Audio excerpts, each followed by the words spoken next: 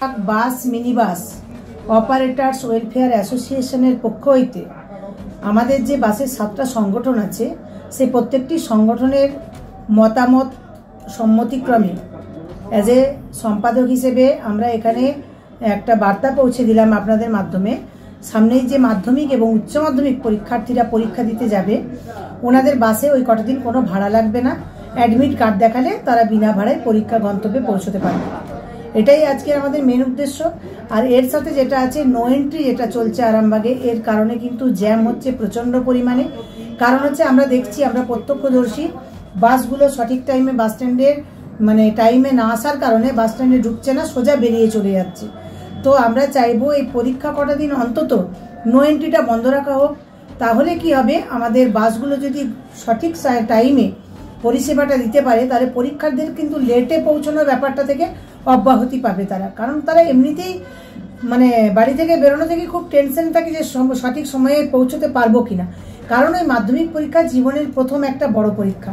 প্রতিটা মুহূর্ত, প্রতিটা সেকেন্ড, প্রতিটা মিনিট তাদের কাছে বহু মূল্যবান। অতএব আমি চাইবো ওই কটা দিন নো এন্ট্রি বন্ধ থাক। আর পরিষেবা বাস অ্যাজ এ সম্পাদক হিসেবে আমি বলবো প্রতিটি বাস মালিকদের কাছে অনুরোধ জানাবো যে আমরা যেন বাস পরিষেবাটা সুষ্ঠুভাবে দিতে পারি। এবং বাসের পরিচালকদের বলবো, শ্রমিকদের বলবো যে কোনো রকমভাবে স্টুডেন্টদের সঙ্গে কোনো মিসবিহেভ যেন না করা হয়। আপনারা যতটাই কঠিন পরিস্থিতির মধ্যে থাকুন না কেন, সেই মুহূর্তে মাথা ঠান্ডা রেখে ওনাদেরকে কোনোভাবেই ওই যে পরীক্ষার যে প্রিপারেশন নিয়ে তারা বাড়ি থেকে বেরোবে সেই জায়গা থেকে ডাইভার্ট হতে বাধ্য করাবেন না। এটা আমাদের অ্যাসোসিয়েশনগতভাবে আমাদের অনুরোধ রইল।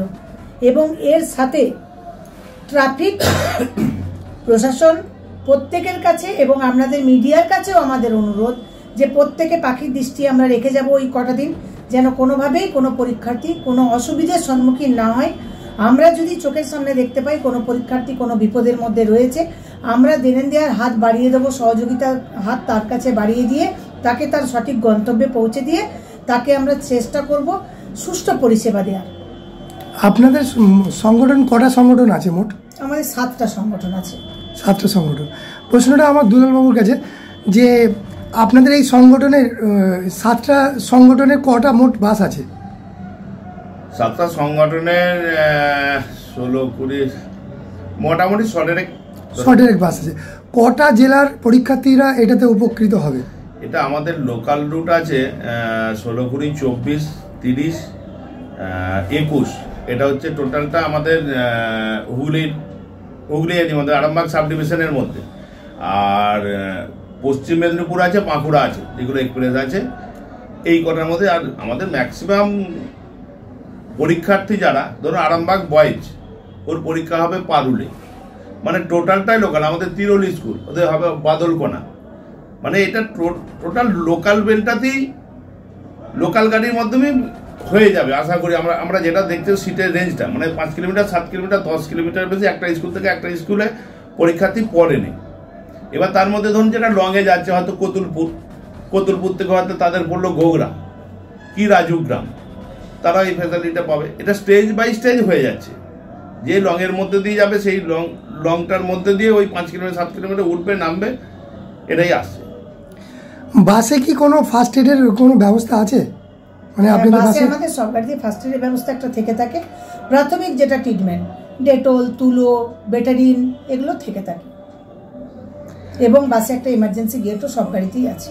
শুধু অ্যাডমিট কার্ডটা দেখালেই হবে, তাই তো? হ্যাঁ, শুধুমাত্র কিন্তু স্টুডেন্টদের জন্য, এটা কিন্তু অভিভাবকদের জন্য নয়।